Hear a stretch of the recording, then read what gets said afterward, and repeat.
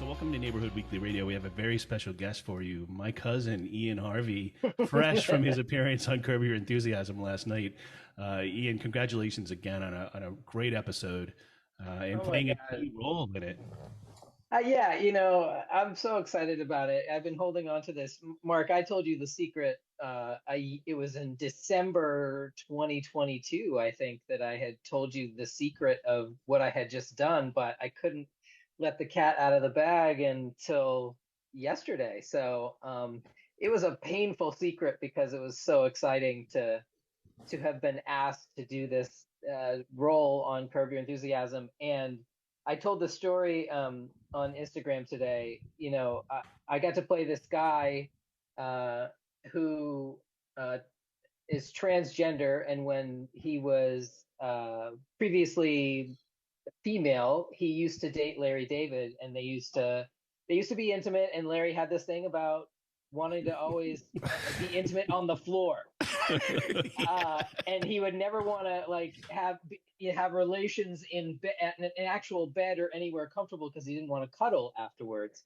And so I bump into him again like 25 years later, and I play Bruce Springsteen's manager. And Bruce had reached out to Larry for because he really thought he was a political folk hero and wanted to meet Larry. And so I show up and I forget that I haven't told Larry that I transitioned, and I have to reintroduce myself to him, and it's very uncomfortable and beautiful. It was absolutely So wonderful. I loved your description. You said you texted me. You said it was what was the text? I have to I look think at it was it. It something was on the lines of, this was probably the most uncomfortable Larry I've ever seen. And yeah, it was but you really I well done, the way that, it, well, and you know what I like too is that you got to talk about this. I want to read your exact text. You said it was the most satisfyingly oh, there uncomfortable. you Yes. go. Oh, yes. Satisfying And uncomfortable. That's yeah, really and I well was written. like, I yeah, missed it my was. calling. You were, yeah. And I just agree with that. And I intentionally just kept rubbing Larry's shoulders, who doesn't like to be touched, Real Larry and TV Larry Well, and Yeah, don't that, like. yeah, that was one of yeah, the things we were yeah. wondering. Yeah. Was that at least alluded to in the script, or was that improv and you like Oh went with no, it? no, no. Basically, how this show basically works is he comes up with the story idea, and Right. then they come up with bullet points of the things that each character has to hit in their conversation at some point. And you can do it the long way, or you can do it the short way. You can do it the funny way, you can do it the mad way. You got to kick Larry out. It could be nice, it could be rude, it's usually rude. I mean, the whole premise of the show is kicking Larry out of every single place that he enters. Really, I Mm, mean, well put. that's the entire show. But basically, I just you have to like hit these bullet points, and but everything else in between is up to you. So it's completely improv, like how you say those things. And they basically just say, look, you used to know Larry from 25 years ago. You used to be intimate with him. And you used to have sex on the floor all the time. We don't care how you get to it, Hmm. but or how you say it, or any of those sort of things, but figure it out. And so Larry has his own set of bullet points, and Bruce has his own set of bullet points. Wow. And so we're all in conversation. Susie has her set of bullet. Jeff has his, so, and Susie, oh my God, I love her. I I mean, was going to ask you about her. Oh my God, she's been there she's the since the night. very beginning, right? Yeah, and she's the meanest to Larry, but she's the nicest person on set. She's just the nicest. Well, Mark and And I were and Jack, commenting. I'm sorry, but that yeah, scene, like okay. the way you're saying, it was like lightning rounds of the synchronization of the back and forth from Bruce saying something, you're saying something, and but the whole time And then when Larry she's is up, so uncomfortable it was and so beautiful. uncharacteristically silent. And then Well, yeah, go ahead, Ian. how they film it too is they have a camera on every person all at once, Right. so you never have to like they don't have to like reframe it. So like when they're bouncing, when they're cutting character to character with everything that everybody's saying, that was all shot in probably 3 takes, 4 takes. Mm. Everything you saw there, and there was a lot more than that, but like what they ended up leaving in was done in maybe 3 takes. And Wow, how that's they do great. that is they have lots of camera people, and everybody, I had a camera on just me. Larry had a camera just on him. Jeff had just Bruce had his own camera. Susie has a, and so when they film it, it's all at once. How they navigate, each of those cameras and making sure that that camera is not in the shot of, so on. It just was, they're just genius. And when I have to, I don't want to, I don't think I'm ruining it. It's out, but there's no secrets. I've already blown it. But there was basically there's a line at which I could have probably gone on and on about how Larry, there's this thing that Larry used to like to do in bed or whatever, and there was one point I knew that it needed to be wrapped up, and that moment of at the end when we're arguing about whether or not he had sex with it, and I don't know if we You can say anything you want. Yes. Okay. If he fucked Kendra or if he fucked Ken, Exactly. and that's where his uncomfortability is. Well, I fucked Kendra, not Ken, and never the two shall meet. That whole bit at the end of leaning down and I loved it. Was my favorite thing because it was very Mainer to me, very New England, to lean down and go, buddy, listen, I'm Ken, and we banged it out. We banged it out. I love the line just before that too, when you say, "Oh, we've met." Oh yeah, oh yeah. Never the twain. Yeah. That Oh, was we've really, met. yeah, we met, Larry. Yeah. That's No, so excellent. the whole uncomfortable thing, that was absolutely brilliant. Take a step back, if you would, because I love what you said yesterday, whether it was Instagram or Facebook leading up to the show, and you talk about how long it took to get there. Yeah, it's so funny, showbiz is really, it's always really beautiful, bittersweet, and right on time, and you always get missed, and it's all the things all at once. And you if you get really invested in something, you're probably not going to get it. If you get really invested in something because what it might pay you, you're definitely not going to get it. And so it's really about this business is about being able to hang in there long enough to let some and prepare and to really just not be rattled by hearing no and or not getting invited to something. And so about 15 years ago, maybe it was a little bit longer than that. I'd have to look at what year it was to figure out the episode, because I know the episode, I just don't know the season or the year that it came out. But when I wanted to do acting, I thought, well, at least I need to understand what being on a set is like. So I got into this casting company that all they do is cast background actors. And so when you see people milling about in a coffee house, that's and they're not part of this meeting, that's a background actor. And so I got affiliated with this agency and I got cast as a background actor. And I was standing in this episode of Curb where there's a reunion episode where the entire cast of Seinfeld comes back to Julia Louis-Dreyfus's house. I remember that episode. Yeah. And she and Larry have this argument because she believes that he left this water glass on a side table without a coaster. And there's a water ring. And I remember standing in the curve of this big grand piano, and I could have touched Larry's nose. That's how close I was. I could have went boop, and I was nobody, and I knew that I was nobody, and that I had no business barely being a background actor, I didn't even know how to do that. The person I was standing there with had to tell me to lip sync words, don't actually say words.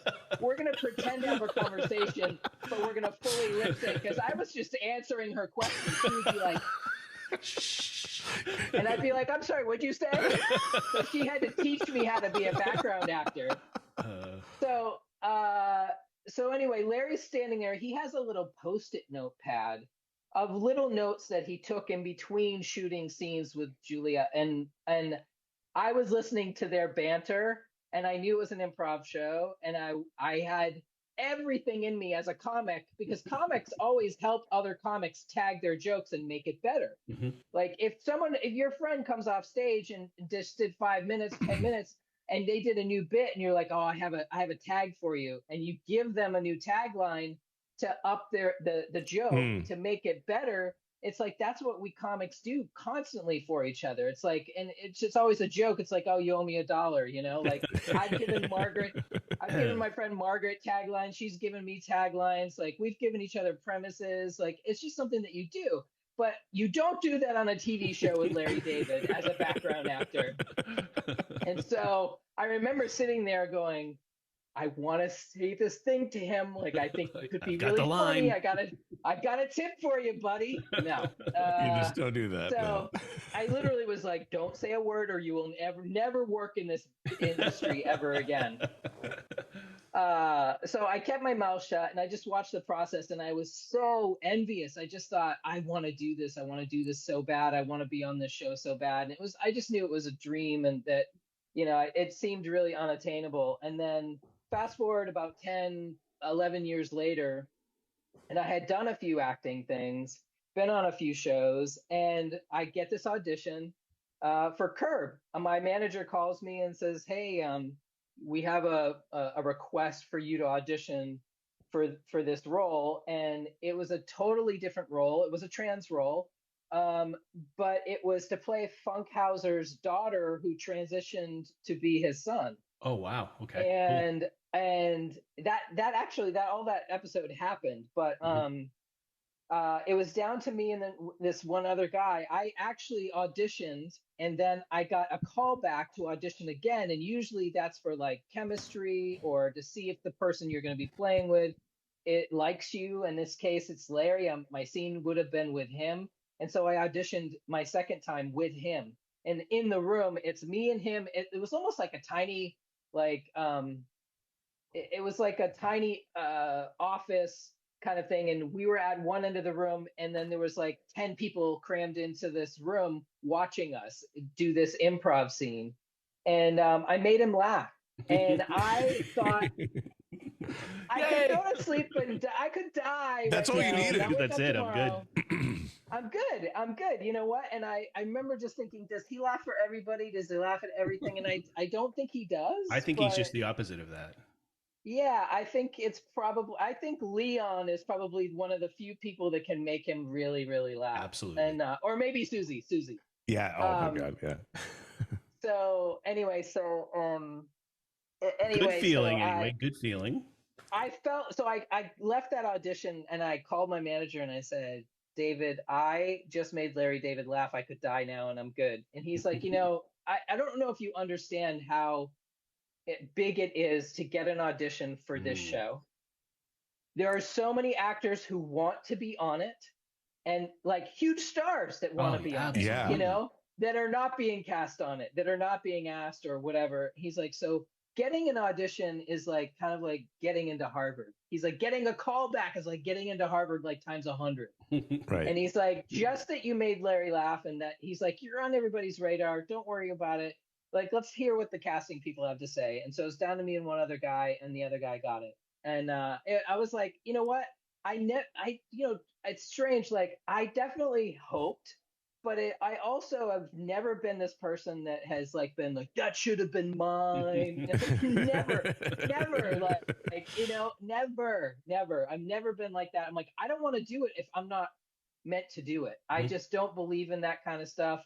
I don't believe that. I believe that this was not meant for me, because later this is what happened. And I actually really liked this role way better. I just thought it was so much funnier. And so I got a call this time from my agents. Casting reached out to my agent because I was on their radar. And I did make Larry laugh before. And I do think for that reason that, when they came up with this other storyline, which, shockingly, there was 2 trans storylines in this series, which I thought was like, for a pretty, I think it's such an all-American iconic show about, this guy that is annoying and annoyed by everyone, that everybody can kind of relate to all of his isms and, anyway, I just think that, I just thought it was remarkable to, get asked again. And then I just thought, you know what, I'm gonna give it everything that I got. And so I called this friend of mine, Ray Abruzzo, who is, I don't know if you remember Ray he was Little Carmine on The Sopranos. Oh, sure, absolutely.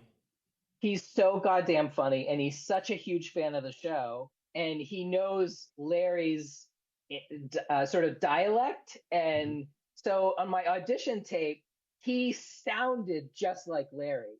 He's off camera reading with me, and he sounds exactly like him, and he's got all the sort of like and you know what's really strange? Before the term floor fucker came up on this episode, in my audition, I had no idea that floor fucker was not a bullet point that Larry had to hit that I knew of. And so Ray, in my audition tape, and we jokingly have been talking about it, like, clearly they saw that audition tape and they took floor fucker and ran with it. There's no doubt about it. Yeah. Yeah, I mean, so at one point in my audition tape, Ray said I didn't, something about being a floor fucker, and we laughed so hard we had to do another take. And then I sent them my reel, and I got a call a few days later. They're like, "Great, you got it." And but they never told me who I was going to play the manager of. All right, so let's figure out that time period. So you find out you get the job. When do you find out about Bruce? I auditioned like first week of December. Second week, beginning of usually all your casting tapes usually are in by a Friday, and usually you find out by Monday or Tuesday if you got something or not. If you don't hear from them after that, you probably didn't get it. It's like if you didn't hear from them, you didn't get it. And so I heard from them right away, and then the filming wasn't for like another week and a half, like 10 days roughly. But you have to go into costume, and you have to tell them your sizes and all that. And so I went to costume, and I'm in the character description. It just says you're gonna play the manager of some big celebrity. It doesn't say who. Wow. Doesn't say what genre of celebrity. Doesn't say musician or actor or whatever. But I just was thinking, I don't know. Is this Julia Roberts? Is this? I don't know. I have no idea who this is gonna be, because I didn't know the rest of the episode. Anyway, so I'm in costume department. The costume designer is like having me try on a bunch of clothes. She goes, "Oh, did they tell you who that you're playing the manager of? And isn't it exciting?" And I was like, "Oh no, they didn't tell me." And I said, "Who they? Who is it?" And she said, "Oh, it's Bruce Springsteen." And I burst into tears, you guys. I'm not even kidding. I started sobbing with joy and also crapping my pants at the same time. I love Bruce so much. I'm like such a huge fan, and I just thought, this can't even be real. I get to go and be part of this dream show that I've dreamed of being on since I stood in the curve of that piano, wanting to say something to Larry but kept my mouth shut. And then later auditioned for it, didn't get it, and then now I have this opportunity. And I want to earn Larry's love and respect and be on his show and do a good job. But now it's going to be fucked up by Bruce in my head. No shit, like this guy coming on, and I have to. And it just, oh my god, it was incredible. So how long did you on the same set, how long did you live with that until you actually got to do the scenes with him? I had diarrhea for about 12 days. That's about right. Yeah. Yeah, you looked great. You lost a few pounds before you got on there. Yeah. I was, no thanks to Ozempic, just straight up the shit. When I first started comedy, I had a friend that I started with in Portland, and his name was Johnny Cale, and he called me Shit Break. I don't know why. I think because I do know why, but I don't know why Shit Break. He could have come up with something else. But every time I was being introduced on stage, I was always in the bathroom running out to go run onto the stage, because I was always shitting my brains out before I went on stage. Always so nervous. So anyway, so I was Shit Break for a while, and it really hasn't stopped. It's gotten the expanse of time before the gig that I'm about to do. Like when I first started comedy, it was like a month before. I would just get super agitated, my stomach, and then I got it down to like weeks, and then days, and then hours. And so now it's like the last 5 minutes before I go on to do a stand-up show. But something like this, it was weeks. It was like 10, 12 days, of yeah.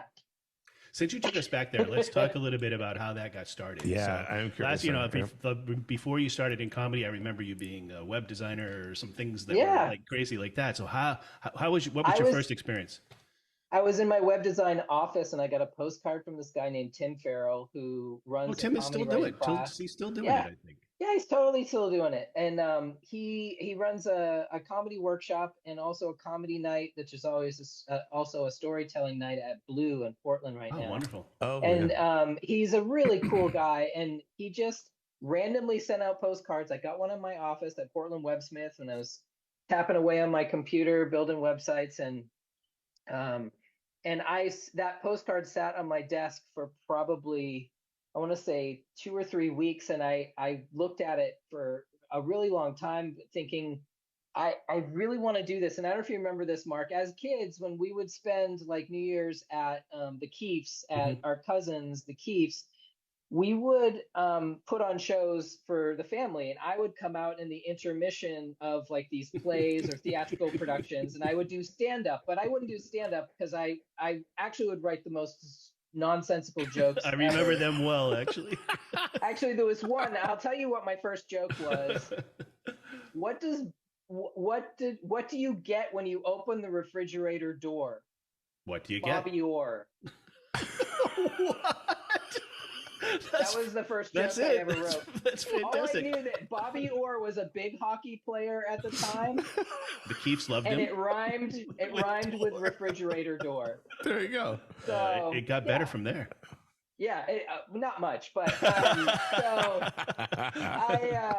so anyway, but I used to come out and I would do impressions of like other comedians doing impressions of celebrities. So I would come out and do an impression of Rich Little doing an impression of Richard Nixon, or it's good stuff. Like one of the things I remember was so cool, and this was accidental, is that we used to tape everything on this little tape recorder, and at one point in time, the batteries went on it. So it was recording slowly. And when you put new batteries in, it was like listening to the Chipmunks. It was fantastic. And I remember that was from the Keefs. That was from the Oh my God, that's so funny. Oh, yeah. Do you have tapes of that still, or I don't believe I do anymore, Ian. I don't believe so. Lost in the Flood. We could Mitch and I will recreate those though. Well, I'm sure we can. Oh, fantastic. Yeah, I love absolutely. it. So I wanted to talk. So I stared at that postcard and I finally called Tim like the day before the class was. This is like such a Harvie thing. Fucking procrastinators, man. We do. Like the day before, and the best sales line ever is for someone to say, "I got one spot left," and you're like, "I'll take it." And I did. I took it. It was like $300 for 7 weeks, and the 8th week we had a graduation performance. He just taught people how to write in comedy structure. The structure of a joke, and then basically here's the topics you can pick from, and he just basically said these are the things that comics write about, and they were just really whether it be personal life, dating, politics, the mundane, the minutia of the day, and he just gave us these sort of topics, and we all kind of went away with our notebooks and came back each week and tried out new stuff on stage, and then we had a graduation performance, and he just turned me onto it, and after that, I was hooked. My God, I would drive to Boston to play at the Comedy Connection for 10 minutes. I'd drive, 2 hours each way for free. I'd go there. I would have driven anywhere to just get stage time. And about 4 years in, I got a hankering to go to New York or LA, and I just thought I'll go to LA. They seem to have a little bit more of everything, and the temperatures are better. Good choice. So yeah. Is that where you met? Is that where you met Margaret? Yeah, so I met Margaret about 6 months after I was here, and I went on tour with her for the next few years. And just for those who don't know, we're talking about Margaret Cho, because we didn't actually. Yeah, Margaret Cho, and so hung out with her, and she's one of my dearest friends, and actually my partner Sarah is her manager and has been for over a decade now. And yeah, so we're kind of like, we're just family, but she definitely elevated me and my voice. And I remember, telling her that, I was nervous to do trans material and to talk about being trans. And she said, you know what, no one's doing that. No one's doing it. We need to hear your voice. People need to hear you and hear your story. And she's like, and I was so afraid of like, I guess not being funny, but also I want it to be authentic and funny. And that's like, it's hard. It's not hard, but it's a hard place to get to, because a Well, lot of comics don't leave a big chunk of themselves on stage. and I would think that in some ways you want, like, you don't want to offend anybody close to you by being so honest that they're like, wait a minute, that was about me. You know, it's sort of like maybe at first. No, you know what I thinking, learned though? No, yeah. you know what I learned, Mark, is that it doesn't matter what it's about. People love that you're talking about them on stage. That's probably true. You know what? I have told stories about my mother's underwear on stage or whatever, and she's like, "Oh my gosh, I can't believe that are you going to tell that story again?" That's your mom for sure. That's perfect. Yeah, I mean, speaking of your mom, what was it with your family in parades? I look back at when my parents passed away. I look back and there's so many pictures of you and your mom in dresses that she must have made. Well, because my dad was like, he was in, every sort of male social organization, like JC's and DeMolay and like every kind of like, the Masons, like whatever they do, right? Like, and like just, all these organizations. And so they always had like parades, and my mother was always the costume maker of everybody who was in the parade. Like it was one year, it was like 4th of July parade. My mother made red and white striped pants and blue vests with stars all over them. I don't know if you saw those. Remember those? Absolutely. 100%. Yeah. So like my mom was the seamstress of all that stuff, and my dad was like, he was running for like president of the JCs, and like, they were just constantly involved in stuff like that when we were younger. And then they kind of shifted, and when they got older, and they just got super into that cult called Marriage Encounter. Square dancing. Oh, that's the other cult. Two different cults. And no, it's not a cult, but they're all adorable. And so she just got into making like her poodle skirts. So she never ran out of places to help make stuff. Yeah, so anytime that she could like stitch stuff, that she was like, oh yeah, I'm in. So parades, and then social organizations like that for good that my dad was involved in, and then like shifted gears to square dancing. But Marriage Encounter too, a little bit. Yeah, that was a different cult. So our parents were both involved in trying to help other people be married better or something like that. So, be married better. Be married better. Well, my parents always didn't want people thinking that it was like people who had a bad marriage. She's like, it's about people having a good marriage and wanting to make it better. So there wasn't that stigma to it that it was about, that things were going awry. That was actually things are good, but we just want to make it. How to make it better by bringing God into your marriage, basically. What it was about. So I don't know how that. Some of it was, but you know what though? My parents weren't like my dad especially wasn't very godly or whatever. They were just about being good people, and what they did mostly in that stuff was that they wrote love letters to each other. I think my parents had so much in common with yours when it comes to all that. There's no doubt. Yeah. I agree. Yeah. All right, quick question. Let's go back to Transparent. How did that come about? I think I remember you saying something about your agent asking you when the last time was that you acted. Not my agent, but my I offered this up freely, and I probably shouldn't have. But I was asked to be. So I was in the pilot episode of Transparent before it was ever released, and I knew what it was going to be about, and I was in this group therapy circle with the lead character, Jeffrey Tambor's character, Maura. And the director asked me to come and sit in their writer's room and speak to writers about my experience. And then she pulled me aside. They're they now, but they pulled me aside and said, we're writing a part in season 1 to be the love interest of Allie, the youngest daughter, and I'd like you to play her love interest. And I said, okay, well, it's been a long time since I've acted. It's been a long time. And rusty.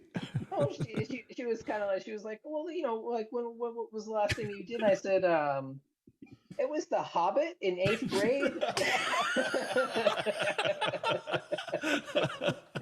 A few years. Good production, though. I didn't want to reveal that, but yeah, so I had to be a little bit more specific because I was hoping to leave it on "It's been a while," but I love that answer. uh, and I don't even think I had a line. I think I played a goblin and I made a noise, and that was it. Well, So so let's talk about uh, Dale then, because that character yeah, had to yeah, be Dale was. wow. Yeah, just talk about what it felt like. Well, Dale was, he was. The episode was really about when you get together with somebody, you find somebody that you're interested in. We put all of these things on that person that we think that they are. We basically contain them in a box. And how long can you live in that box before you have to actually just be you and not like basically try to be all the things that that person wants you to Mm. be, which is what we do in all relationships in the beginning. Like I can't tell you all the people that I dated before Sarah, I was friends with Sarah first. So I didn't have, if you're dating someone, you tend to give them these little morsels of truth about yourself, and you piecemeal it out to them over about 2 years before you really let your freak flag shot, fly, No, the and you're like, Dale's freak flag was flying pretty quickly. well, but the Again, problem, yeah, the interesting thing, not problem, but the interesting thing is that the real Dale was the guy, not the later, mountain man right? guy. The That T was guy. her image of him. And who he really was just kind of like a TA, nerdy TA Yeah, who, friggin' liked to mountain bike, and offered her some tea at the end. Yeah, yeah. It's Real House. Yeah, I Yeah, mean, so the story was, here's a story of who she wants me to be. Here's the story of who I really am. How long can I be what you want me to be before I have to just be who I really am? And and I think that that one worked both ways though too, right? So your expectations of her, absolutely, Dale's expectations of her. it's kind of, if you remember the first conversation that Allie and Dale have, it's outside the college, Mhm. and he's saying how much he likes femme women. Mm. And so she's not femme, but she dresses up for him hardcore She sure and did. tries to become the very thing that he wanted. And, and it was, I just think I always think that that's really interesting. I've done that for so many partners in the past. And I'll tell you, the only time that the relationship for me has ever really, truly worked was when I had already, and honestly, like I knew Sarah and before we dated, and I had told her things I would have never told somebody that I was going to date. Like I would have never told her about previous partners or intimacy with previous partners had I ever thought we were going to date. And then later on, something clicked between us, and I went, "Oh shit, I told you everything." Oh no! You know about the floor fucking. Yeah, yeah, yeah. So, and she said, I love that I know everything. Please don't stop telling me everything. And That's so it just was totally a different experience, because we were already just ourselves, and we Yeah. weren't feeling ourselves out, and we weren't this figment of each other's imagination. And so anyway, so yeah, the Dale thing was, I thought was such a great, and Jill, now Joey Soloway, their sibling Faith Soloway wrote that episode, and Mhm. we had like long conversations about dating and that process. And so they really took a lot of like stuff that I said in the writer's room and put it on the page, which I thought was really cool. Like there's a line in the beginning when you first meet Dale where he says, my mom still calls me Megan, Yeah, I and love that my line. mom still calls me Janet. Yeah, Like that line was it's so right there. I fine. could tell you wrote that. It was Yeah, absolutely yeah, 100%. yeah. So So prior to meeting Bruce, you had a long list of other folks. I remember you talking about meeting Judith Light and what kind of how much you loved her. All prior to that. yeah, I love her. She's incredible. I'll tell you my most powerful experience with her. When they did a lot of times with TV shows, they'll just do a table read of the script that you're filming that week, and everybody sits down at this big round table, and all the characters face each other. Producers are in a line of chairs sort of behind them and listening to the script. And so we did a table read of the scripts, but we also did this other rehearsal, which was we acted out the entire season and episodes and season of Transparent without words and only action on a soundstage. Wow. This is, so I know this is going to sound super hokey, but this is one of the things that they did in order to sort of get people into character and into action play rather than just wordplay, and to get out of your head and get out of the words, but into your body and into what all of these scenes are without, and which well, I think in part why this show struck me as so remarkably different visually and acted. I mean, there's something about this practice that I've done in other acting classes where they have you do stuff like that. There's a whole acting teaching sort of curriculum called viewpoints and improvisation, and a lot of times they'll have you do entire scenes with just action or movement or dance or gesture or anyway. So in this particular rehearsal, we were all moving around the stage doing different things, and at some point there was someone who was facilitating everybody with the story, with the verbal story, and sort of guiding us in this sort of almost meditation of action. They said, turn to the person who's closest to you, and Judith was closest to me, I was closest to her, and we were sort of back to, and we just rotated and faced each other, and our toes were touching, and our noses were almost touching. And for the next 30 to 40 minutes, the person that was facilitating guided us all through this.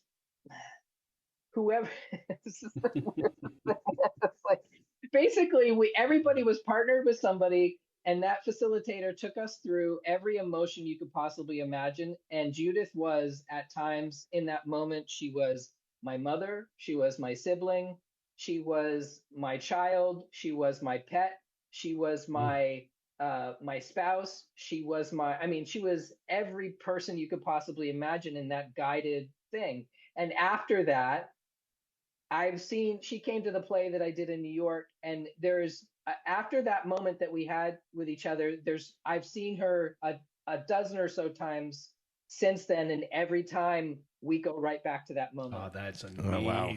What a great learning experience And too, on top of all that, it's that just, emotional part. Yeah. yeah, it was just incredible. And she is just a delight. She's Judith Delight. Judith Light is a delight. I love her so much. And you know what? I couldn't, you know what? I didn't have any scenes with her, but it's almost like I couldn't tell you a lot personally about her. I mean, I know who she's married to. I know that she was a soap opera star that I adored in the 80s. I was like, oh my God, she's amazing. I remember being in love with her back in the 80s, and I couldn't tell you a lot about her personally, but I can tell you about her spiritually, and that the moment that we see each other, whatever that magnetic force is, returns, and all there is love, and nothing else matters. That's I know it sounds like fantastic. the weirdest. No, I hope you get to act together someday with each other. Yeah, that would be amazing. Yeah. That would be So, amazing. quick question here. So you've had this thing since December of 22. You haven't been able to talk about it, and and again, I know you're not always looking for the next thing, but you also haven't been able to use it to advance your career yet, right? Does that make sense? Yeah. I mean, look, I learned almost. I have to say this. I moved to. I'm 31 years sober, and I moved to LA when I was sober, and thankfully I did. I came here sober because I think I would have a whole different idea about what show business was like had I not been sort of, I don't know, had my shit together a tiny bit emotionally when I got here. So I didn't have these expectations that that necessarily one thing was gonna be the thing. Then that next thing, oh, I got that thing. That thing is gonna be the thing. That thing is gonna be the thing. I've never really felt that way. I've been excited about things and hopeful, but I've never thought, and really, I mean, everybody that I know that is succeeding in this business, like people that I've watched sort of elevate next to me, Fortune Feimster. I don't know if you know who she is. She's an incredible comic.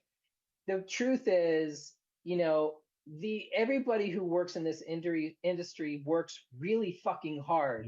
And if you have the guts and the tenacity and whatever that is that doesn't allow you to quit when you don't get invited to something or to do something, if you stick around long enough, like, stuff will happen for you. And so, as much as like I would like to say that this might help propel. It may or it may not, like, I mean, the truth is, like, it was a beautiful, absolutely fun thing that I got to do that I will absolutely never forget. And if something comes of it, then great, cool, awesome. What a But great philosophy. It actually sounds like a happy person we're talking to here, Mitch. I know.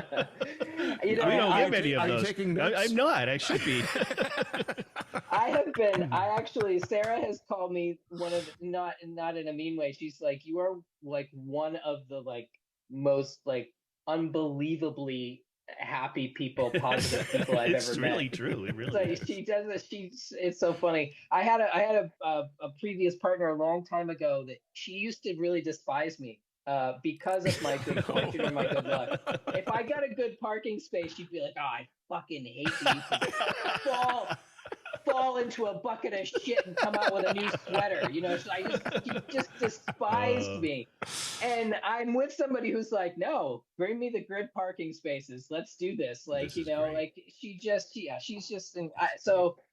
I always just believe that good things are going to happen and I'm right where I'm supposed to be and But I not a like moment before. your analysis of it too, because if you had gone there prior to being sober, the expectations could have been different, and you could have got caught up in some, Yeah, other. absolutely. I mean, people, I, I think it's really adorable that my mother thinks that this is going to be some big splash. I think it's cute, but the truth is, like, or that, or she, of course, like people are very sweet in their hopes for this to be something. Look, and it's really beautiful. It really is. And I Mhm. want to acknowledge that I got to do this really fun thing with these iconic Yes. celebrities. I mean, when I found out that it was Bruce, the first phone call was to Sarah, and I said, "Listen, the celebrity that I am going to play the manager of, I'm going to give you one guess." I said, "It is the biggest rock and roll star in the world,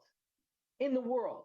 Like, he is like, and that I listen to him all the time." She goes, "Not Bruce Springsteen." I'm You like, gotta be kidding me. "Yes." Oh, that's incredible. So, I know that I got to do something really special, to be part of something really special. It's the final season of this epic show. Mhm. To be on, to play with Larry on screen and to improv with him and these other characters, to be in the presence of musical greatness, fucking Bruce Springsteen. I just, I'm so grateful, so. But yeah, I do think that had I not come here with clear eyes, that I would have thought that this was something else, and I don't know if I would have stayed. And I think that that's something that happens a lot. People, it takes, you have to you have to stay. You kind of, there's one of these sayings in like recovery that's like, you can't leave before the miracle happens, and there's going to be lots of miracles, and this is one of them for me. Transparent was one of them. I got to do Will and Grace, and that was another one. You know, Megan Mullally came up to me on Will and Grace and like grabbed and squeezed my arm so hard, and she was like, "I just think that you're wonderful," and like people, there's really beautiful moments that can happen that but you have to like be clear-eyed and you have to like stick around for them and not give it up before those things happen, and but also to be realistic, that these things they are really beautiful moments on the road, and that there's not going to be necessarily I'm sure, what I know for sure that the cast of Friends is still looking for their thing. Yeah. Jennifer Aniston's doing the morning show. Yeah. She's not like I got my thing and I'm done. No, she's still hungry for the next thing. Like, and I hope that Well, that's Ian. That's what the way you say that. I feel like I don't know you very well, but just reading on you, you're still curious and you're trying different things, from doing comedy, acting, and foray into directing, right? Yeah, Like, absolutely. and you don't wait for things to come to you. You're going out there and doing it because you love it, and that's what makes things happen. Is because you're tapped into all these different things, and you're still very curious about it and excited for this. So that's my impression. Absolutely. I get that. I have to say, I totally get that from my mother. My dad was curious about golf mostly, but that sounds familiar. It does sound familiar. but my mom is one of these people that kind of like, she will just keep trying stuff. I'm like, I think that there's like some stuff that she probably wouldn't try today as an 85-year-old woman, but she definitely, as a younger person, was like, don't tell me what I can't do. Like, you know, like I remember my dad, we moved into this place in Topsom and it had wood paneling downstairs in the living room. And my mom said, I wonder if I could just wallpaper it. And my dad goes, you can't wallpaper paneling. And she's like, fucking hold my beer. Like, you know, like my dad went to work that day. Yeah. My dad went to work that day, and by the end of the day, my mom had the entire thing wallpapered. And so you can wallpaper paneling, by the way. Just so you know, if you run into any. Yeah. But I just think that spirit of like, oh yeah, watch me. Just watch you. Oh, just watch me. I love that spirit of like, yeah. And you know what? Sometimes I do wait for things to come to me, you know, as much as like, you know, I pursued stand up and I've pursued acting, but like, there definitely have been some, I want to say, lulls and times that like, you know, I have kind of waited, and you know, somebody contacted me about directing this little short film that I did. I directed in November, and it's going to hit festivals soon. And that particular, you know, I've always wanted to direct, but I knew that it could never be a feature to start or a full episode of something. And it was going to take someone entrusting me with their written dream, their script. And this woman, Rose Donahue, approached me and was like, I met you in Vegas. I saw you perform. And I thought you were incredible. And I think that your eyes on this would be great. And it took something like that. And that's not something I sought out, but it's something that it was in my consciousness for sure. But I wasn't even really manifesting it. I just thought, I didn't think I was qualified yet. But she said, and this is the other thing is, you know, that director, Joey Soloway, and, you know, that the writer, Rose Donahue, both of them said essentially the same thing. Like, what if I make it safe for you? What if I make it so you can't fail? Please come do this with me. And that is really unheard of. That is unheard of. Wow. It's unheard of anywhere. So I do feel like I've manifested that. That is the thing that I feel like I've manifested, like people inviting me to something and making it okay for me to be new to it. And did it surprise you? Did that tap into something different of how you had to think about creating things? And you know, it's very different from stand-up, but you probably still are pulling from different sources from acting and or whatever. But directing is a very different thing. I think, you know, as a comic, it's totally different. But at the same time, like it's like as a comic, you have to have an opinion. Yeah, you have to have like a point of view. And I think directing, you must have a point of view. And I think those two things are shared. But when you're an actor, you have a point of view, but it is overruled by the director's point of view. Right. So if you're reading a script and you think it maybe means this thing, a director might go, actually, I think it might mean this thing. And then you go with that. But I think it's about like, you know, allowing yourself to feel confident enough to state your point of view.